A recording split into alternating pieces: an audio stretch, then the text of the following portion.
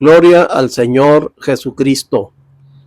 Desde el trono de la gracia de Dios y desde Filadelfia hacemos este comentario acerca de las Sagradas Escrituras en una de las maravillas que nos ha brindado por su gracia, porque el Señor nos ha trasladado de la oscuridad a la luz admirable de su Hijo Jesucristo, de muerte a vida y de esclavitud a la libertad gloriosa de los hijos de Dios. Veamos en Génesis 1:1 cómo empezó siendo algo luminoso y portentoso la creación, una exhibición enorme del poderío de Dios, inconmensurable, que es lo que nunca nos podamos a poder explicar. ¿De dónde sale tanto poder para crear al universo entero, que es inconmensurable, o sea, inmedible? A ver, veamos Génesis 1:1. Génesis 1:1. En el principio creó Dios los cielos y la tierra. Es una declaración gloriosísima. Nada más que lo hemos leído tantas veces que nos pasa así como si nada, como si fuera ya muy común. Pero recapacitando en cada palabra, en el principio, quiere decir que ya inició el tiempo, porque antes Dios estaba todavía en su estado puro, santo, es decir, sin relación con nada. No estaba. Santidad es ausencia total de mezcla, ausencia completa de cualquier tipo de mezcla o de entremezcla. Pero de pronto sale el Señor y hace su aparición en el ámbito de los hechos y crea. En el principio crea Dios los cielos y la tierra, o sea, el majestuoso universo para nuestra estancia y subsistencia, porque de ahí es donde va a obtener a sus muchos hijos para llevarnos a la gloria, a su gloria. Entonces vemos cómo inicia en Génesis con una forma festiva, colorida, llena de luz, llena de vida, de ánimo, de esperanza. La creación completa es una manifestación de algarabía.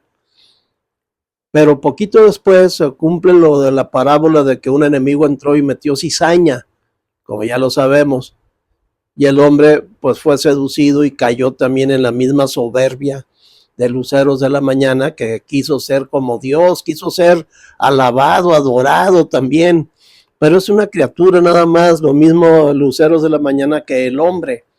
Pero el hombre hasta la fecha sigue influenciado por ese maligno y quiere ser aplaudido, quiere ser vitoreado, quiere ser glorificado, aunque sea por otros semejantes a él, que es una vanagloria, obviamente, pero lo pretende.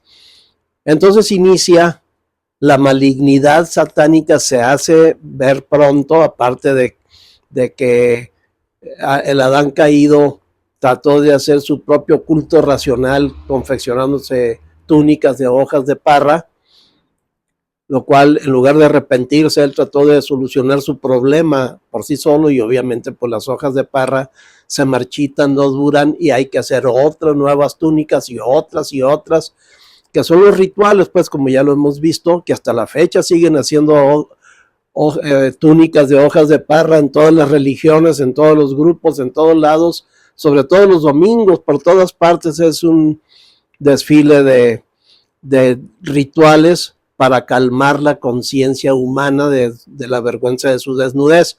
Pero aparte de eso, se manifestó la malignidad satánica inmediatamente cuando Caín se atrevió a asesinar a su propio hermano.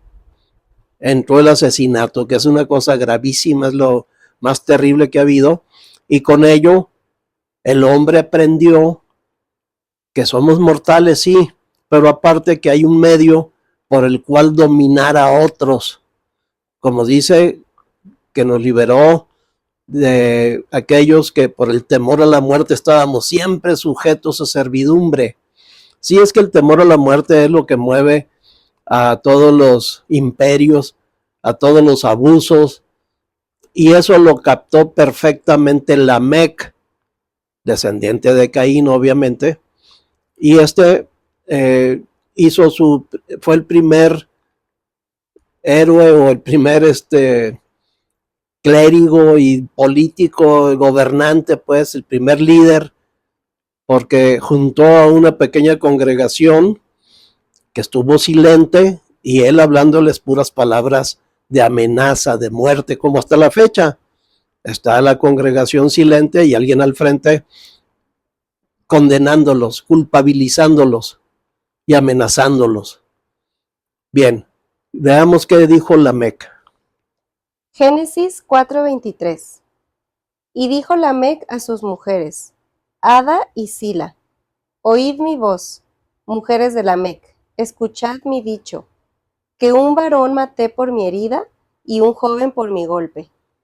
Sí, descubrió que puede dominar amenazando o matando de hecho, ¿no? Pero aparte con la pura amenaza, como los estaba diciendo yo, aquí los voy a matar si no se me someten. Entonces el hombre entró en una malignidad en donde ya pudo fraguar gobiernos, pudo fraguar los abusos, ¿sí? Porque pues la gente empezó a someterse, empezó a tratar de obedecer, porque si no, pues está la amenaza de muerte, como hasta la fecha, los imperios, pues cómo se sostiene un imperio a base de hacer matanzas por todas partes, como hasta la fecha.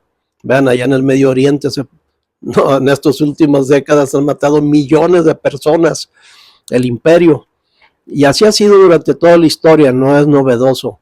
Y viene desde aquellos entonces en cuando el hombre aprendió que mediante el asesinato y la amenaza y las torturas, pues puede afincar un imperio para que la gente haga lo que ellos digan. Y no tardó mucho en aparecer una forma de producción basada en el esclavismo puro, que es una terrible condición que muy poco a poco nos hemos ido sacudiendo a lo largo de los milenios.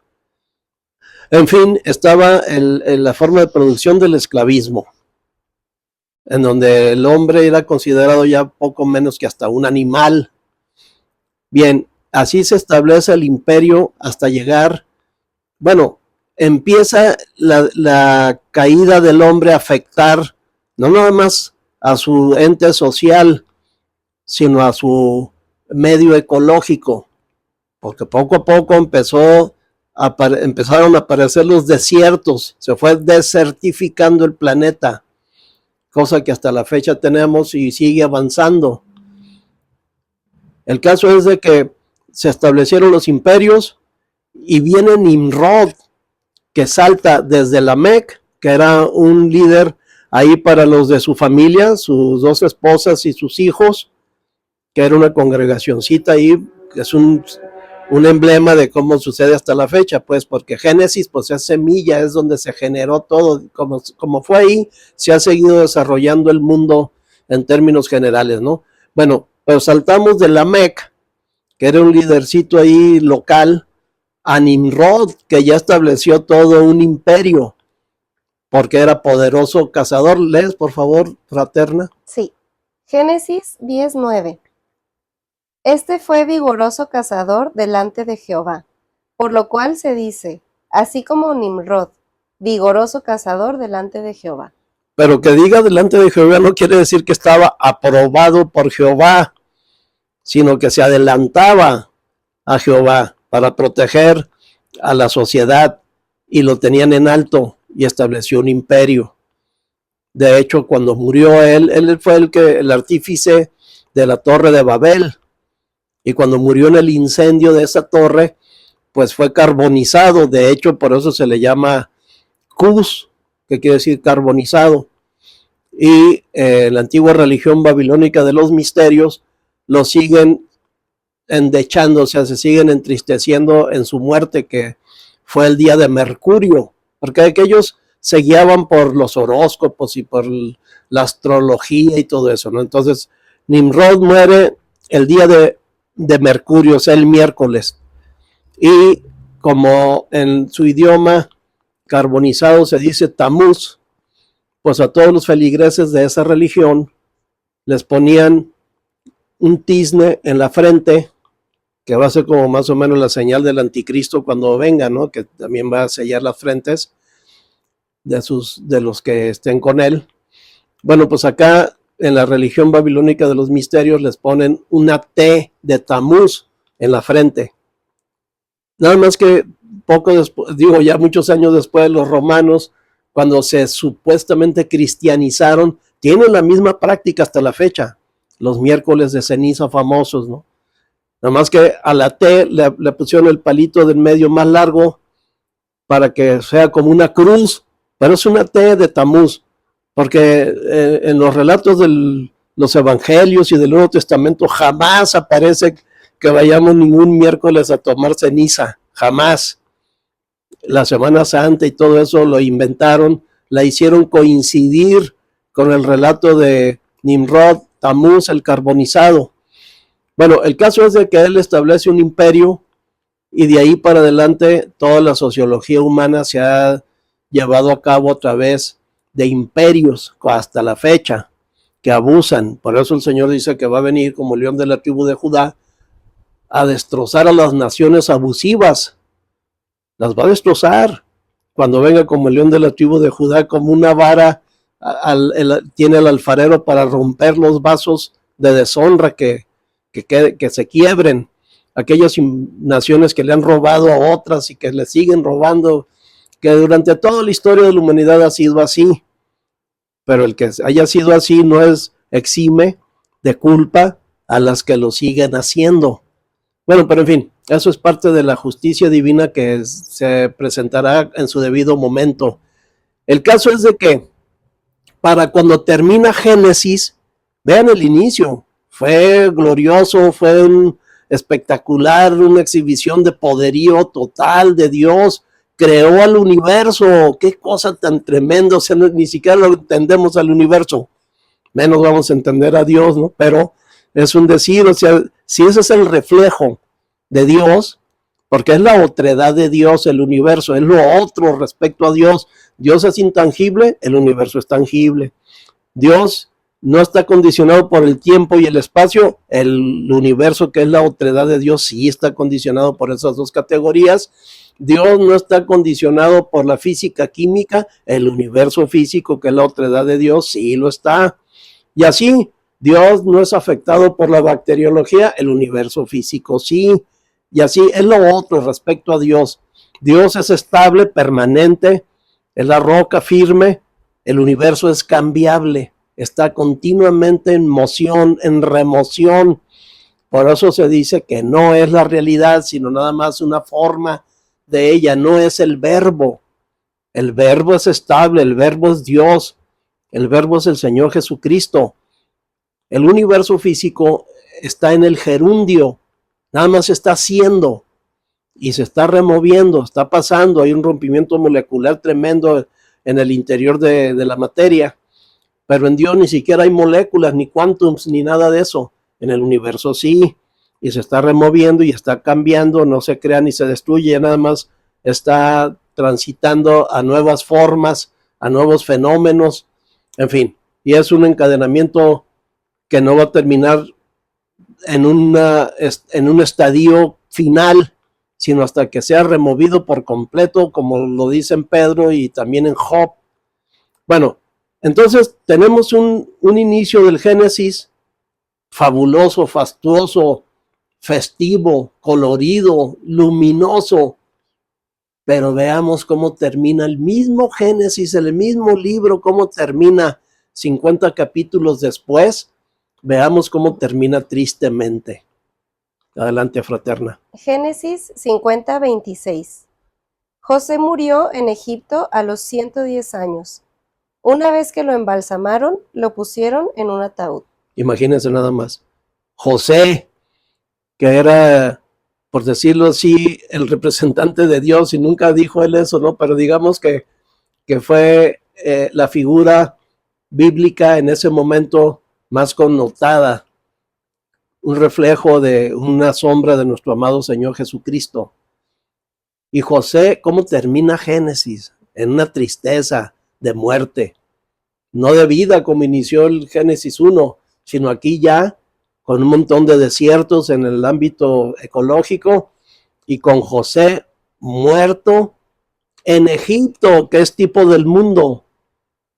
Egipto es totalmente el tipo del mundo, así como Babilonia es tipo de la religión.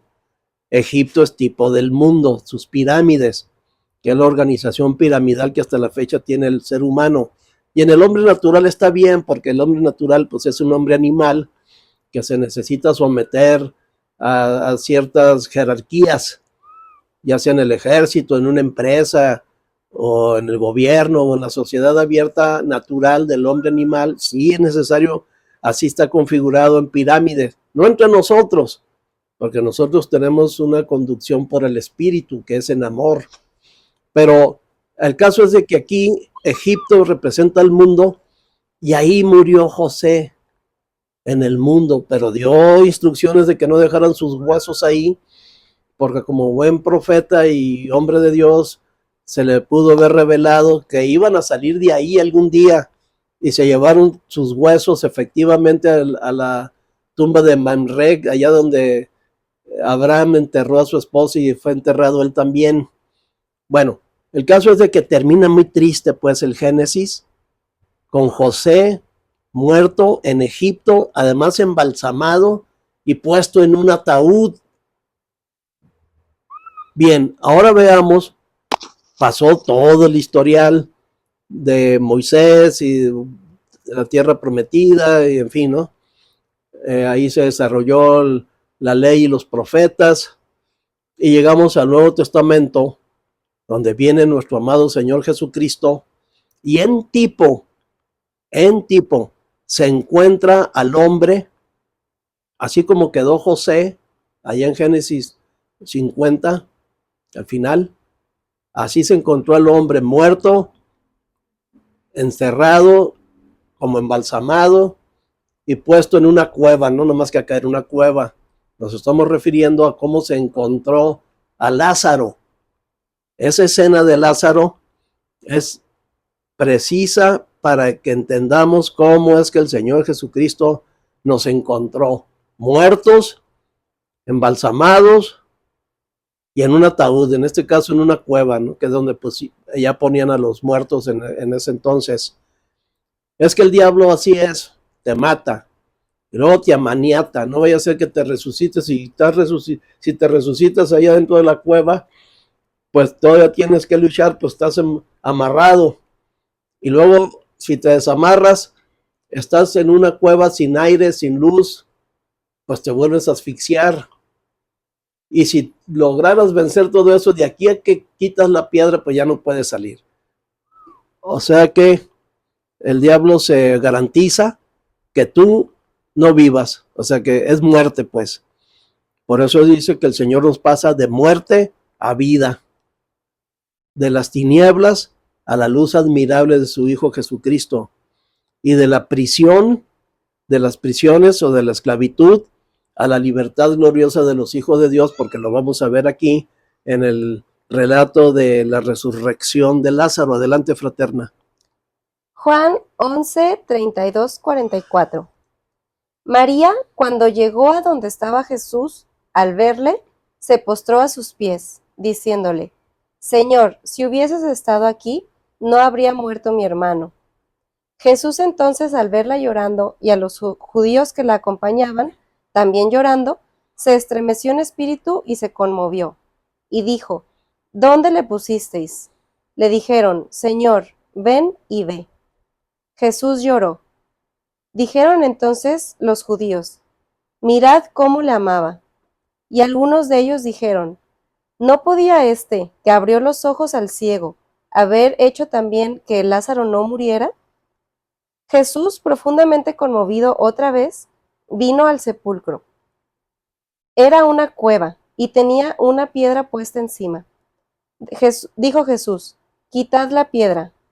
Marta, la hermana del que había muerto, le dijo, Señor, hiede ya, porque es de 4 días. Jesús le dijo, ¿no te he dicho que si crees verás la gloria de Dios? Entonces quitaron la piedra de donde había sido puesto el muerto. Y Jesús, alzando los ojos a lo alto, dijo, Padre, gracias te doy por haberme oído. yo sabía que siempre me oyes. Pero le dijo por causa de la multitud que estaba alrededor, para que crean que tú me has enviado. Y habiendo dicho esto, clamó a gran voz, Lázaro, ven fuera. Y el que había muerto salió, atadas las manos y los pies con vendas, y el rostro envuelto en un sudario. Jesús les dijo, desatadle y dejadle ir. Libre. En otras versiones dice desatadle y dejadle ir libre. O sea, dejadle ir. No dijo el Señor, desátenlo y llévenselo rápido a discipular allá en una secta, en la secta que estamos haciendo en Capernaum, por ejemplo, ¿no? No, sino que el Señor te libera y te libera, no te compromete, como vimos en la gracia. Va a decir, uy, qué malagradecidos son, ya no se quieren, ni siquiera quieren reconocer que Dios los resucitó. No, sí lo reconocemos y le agradecemos infinitamente, pero me refiero a que el Señor no te esclaviza, no te pone condición para resucitarte, te resucita y te deja ir libre. Esas palabras les calan en lo profundo de los religiosos, cristianos o no cristianos, de Sardis. Y de Tiatira no tiene caso que hablemos, pues están totalmente muertos. Pero en Sardis les arde a todos los que defienden la salvación por la ley, por la fe y por la ley. Pero aquí el Señor nos da una demostración maravillosa de cómo resucita a Lázaro y les dice a los discípulos que quitaron la piedra y que lo desenredaron, que lo dejen ir libre, lo dejen ir. Eso como aquellos ciegos, lo sanó y nada más uno regresó a darle las gracias. Pero el Señor no dijo, ay, qué malagradecidos son, no. El Señor no hace ese tipo de milagros, esa gracia para que se le recompense, se le pague de alguna manera, porque dejaría de ser gracia, arruinaríamos la gracia de Dios. En lo profundo de nuestro corazón estamos siempre alabando, adorando al Señor. Nuestro espíritu no para de hacerlo, de hecho, por eso nos hizo reyes y sacerdotes para hacer, para ministrar las alabanzas y la adoración a Dios. Aquí nos muestra el Señor que no tiene ningún interés en formar ni un grupo, ni una religión, ni una secta, nada. Déjenlo ir libre. Y cuando se reúnen, reúnanse de 2 o 3, porque ya lo demás, multitud, ya empiezan los líos y van a necesitar dinero en común. Y ahí donde empieza más todavía, ya empieza Balaam, ya empiezan las codicias, los que me cae gordo fulano, se cree mucho sutano, yo no le voy a hacer caso a perengano. Y así porque está el hombre natural todavía. Y eso es para cualquier tipo de reunión humana que se suscite, ya sea para hacer un equipo de fútbol o para estudiar o para lo que sea. Siempre que se junta el ser humano piensa cosas vanas, como dice la palabra, ¿no? ¿Por qué se juntan los pueblos y los hombres piensan cosas vanas? O sea, nada más es cuestión de que juntes un grupo para que empiecen los líos y el dinero pero ese ya propicia que venga Balaam y que se suscite el sistema clérigo laico. No, el Señor dejó ir libre a Lázaro. Y es que ¿con qué va a pagarse una resurrección? Pregúntome yo. ¿Qué haríamos para pagarle si Dios nos resucitara físicamente? ¿Cuánto vale una resurrección? No podemos, somos insolventes. ¿Cuánto más insolventes seremos para tratar de pagarle una resurrección espiritual que es para toda la vida? Porque Lázaro volvió a morir, pero era un tipo nada más de cómo nos resucita el Señor y nos muestra la interacción que hay entre la cabeza y el cuerpo. La cabeza, el Señor Jesucristo, y el cuerpo, los discípulos, que aunque no eran convertidos todavía porque no había el Señor realizado su sacrificio redentor, ni había llegado su resurrección, y después el día de Pentecostés, donde realmente entró el Espíritu en todos ellos y en todos nosotros, porque de ahí se fue transmitiendo a través de los siglos hasta llegar a hoy, hasta ver hasta dónde llega cuando regrese el Señor Jesucristo.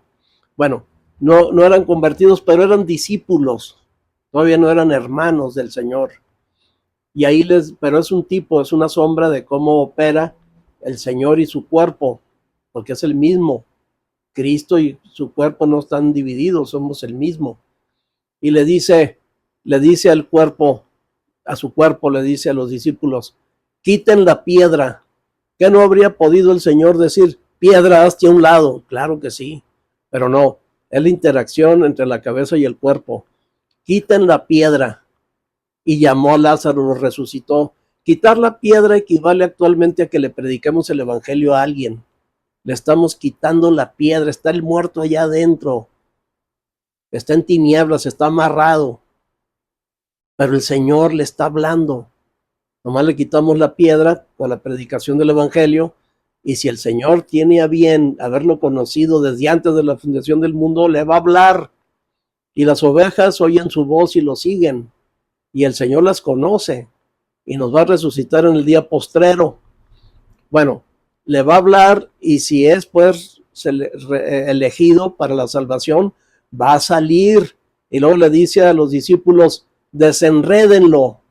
O sea, quítenle los enredos que trae, que la religión y que yo fui no sé qué cosa de los legionarios de Cristo y fui de no sé qué y que era de los adoratrices de no sé quién, de María, de no. O sea, todo el mundo religioso pues que trae la persona está enredada, hay un enredo. Y traigo aquí la estampita del Santo Papa, mira, que es el mediador entre Dios y los hombres, digo, y puras blasfemias así, ¿no? Que les ha enseñado Tiatira. Sí, porque la mayoría de las personas en el mundo, por lo menos el nuestro, pues están fraguados en Tiatira, en el catolicismo, ya menos afortunadamente, ¿no? Pero de todas maneras, ahí deambulaban, o si no, es que yo estaba en un grupo esotérico donde practicábamos de no sé qué cosa, y puros enredos, entonces nosotros les ayudamos a desenredarse en la cabeza, puedes quitarles el enredo, y de las manos los desatamos, porque el Señor esa orden nos dio, ir y predicar el evangelio a toda criatura, enseñándoles que guarden todas las cosas. Eso es desatarlos de pies y manos y de la cabeza y de la boca y de todo, para que empiecen a ser hijos, que funcionen como ministros competentes, porque cada convertido es un ministro, no es un laico, no se convirtió para venir a ser parte de una feligresía de laicos en algún grupo. El Señor lo convierte y lo hace ser rey y sacerdote igual que todos nosotros, nada más que obviamente el recién convertido todavía no capta todo eso, ya lo es, pero no lo capta. Ya irá entendiéndolo poco a poco al escudriñar las escrituras y al ser enseñados por otros hermanos, lo va a ir entendiendo y va a ir aumentando su fe, porque la fe sí aumenta, lo que no aumenta es la vida. La vida la otorga toda desde el inicio y hace absolutamente toda la obra dentro de ti. Te hace rey, te hace sacerdote, te hace ministro competente del nuevo pacto, no por ti ni porque hayas ido a estudiar en algún lugar, sino por el Espíritu, porque todo es en el Espíritu. Somos para morada de Dios. ¿En dónde? ¿En el cuerpo físico? No. ¿En el alma? Tampoco. Entonces, ¿en dónde? En el Espíritu, para morada de Dios en el Espíritu. Aunque dice que todo vuestro ser, espíritu y alma y cuerpo sean guardados irreprensibles hasta la venida del Señor Jesucristo, o no hasta, sino para la venida del Señor Jesucristo, porque dice que en un instante, en un abrir y cerrar de ojos, seremos transformados. Todo, por lo pronto, todo está en nuestro espíritu, toda la bendición, la rica bendición que nos dio por gracia, está en nuestro espíritu. No está en la carne ni está en el ego, porque el cuerpo físico, por la caída del hombre, llegó a ser carne, y el alma llegó a ser ego, llegó a estar en su naturaleza caída, unida a la naturaleza maligna de Satanás, que eso es el pecado, y ahí estábamos aprisionados, pero el Señor vino y rompió esa ligadura, nos liberó, ¿Puedes leer el versículo, por favor, donde habla de ello? Sí, Colosenses 1:13, el cual nos ha liberado de la potestad de las tinieblas y trasladado al reino de su amado Hijo. Amén. Es clarísimo. Nos liberó de esa potestad. En otra parte dice que la unción santa pudre el yugo de la yunta, pues, en la que estábamos metidos desde la caída del hombre con Satanás, a lo cual se le llama, a esa yunta se le llama el pecado. Y el Señor vino y quitó el pecado del mundo. No nomás los pecados, pues obviamente los cubrió con su sangre, nos perdonó el Señor, Dios, pero al pecado lo quitó, no lo cubrió, como hacían antes los corderitos animales que sacrificaban. Nomás cubrían los pecados y por un año, y nada más de los pecados de Israel. Pero el Señor, el verdadero Cordero de Dios, quitó, no cubrió, quitó el pecado del mundo, y del mundo, no nomás de Israel, y no por un año, sino para siempre. Por eso amamos tanto, por eso lo glorificamos tanto al Señor, y por eso Dios lo exaltó hasta lo sumo y convirtió su trono en el trono de Dios y del Cordero, y en el trono de la gracia. Aquí el contraste es tremendo, mientras que Tiatira y Pérgamo, desde Pérgamo, estaban donde mora Satanás. Después ya sale en Tiatira que está entronizado Satanás, donde está el trono de Satanás, allá en el Vaticano. Y finalmente ahí mismo llegan a las profundidades de Satanás, con lo que ellos mismos llaman eso, en sus claustros y en su oscurantismo ese que tienen, que no sé qué harán, a lo mejor sacrificios humanos a Satanás o algo, como los 350,000 personas que incineraron en la hoguera. ¿Qué tal si eso era en honor a Satanás? O sea, como allá en el Antiguo Testamento que aventaban a sus bebés al fuego para honrar a Moloch. ¿Quién sabe qué arreglos terribles tendrán con Satanás estos para que ellos mismos llamen las profundidades de Satanás, que es con lo cual tienen adormecidos a las mayorías, a las multitudes, y los traen en peregrinaciones y los traen adorando monos de yeso que ellos dicen que no son ídolos y que no los adoran, que nada más los veneran? ¿Qué diferencia hay? Pero que no son ídolos. No, los ídolos eran los que tenían los aztecas y así, ¿no? Por el estilo. Pero es un mono de yeso o de fierro, pues ahí ponen crucifijos. Pero en fin, están pues en muerte. Afortunadamente en Sardis se venció esa idolatría y todos esos nombres de blasfemia. Esperemos que en Sardis algunos hermanos oyendo estos podcasts se puedan liberar del sistema clérigo laico y de Balaam, para que verdaderamente sean libres. Dice, porque si el Hijo libertare, verdaderamente seréis libres, libres de estar bajo el yugo de algún hombre. No somos seguidores de hombres nosotros. Eres libre como Lázaro, que lo resucitó el Señor y lo dejó ir. Déjenlo ir. Déjenlo ir. No, no me debe nada. Es por amor que lo resucito. Así el Señor en su gracia nos libera, nos resucita, nos libera y no nos cobra. No quiere que le paguemos el favor. ¿Por cómo le vamos a pagar? A veces pienso que ni siquiera somos solventes para pagar por la vida biológica, por el cuerpo físico y el alma, aunque está caída y todo. No, no tenemos con qué pagar, no somos solventes para eso. Ni para eso, que es una pequeña muestra de vida, nada más unas cuantas décadas. Y ya, se apagó, se acabó y vámonos. Ahora, ¿cómo le vamos a pagar? Porque nos ha dado la vida eterna. Es una locura tratar de que la religión te enseñe que tienes que pagarle a Dios. O sea, Dios te salva gratis, pero te la cobran los dirigentes de las congregaciones. Más o menos así va el tenor. Es necesario que te liberes, si estás en Sardis, que te liberes por completo del sistema clérigo laico y de Balaam, para que entres en la conciencia Filadelfia, desde donde se ve con entendimiento espiritual, no natural, no carnal, toda la malignidad en la que cayó el cristianismo por causa de que Satanás se introdujo allá desde Pérgamo. Bueno, estamos apuntados para el próximo podcast. Que el Señor los guarde. Amén.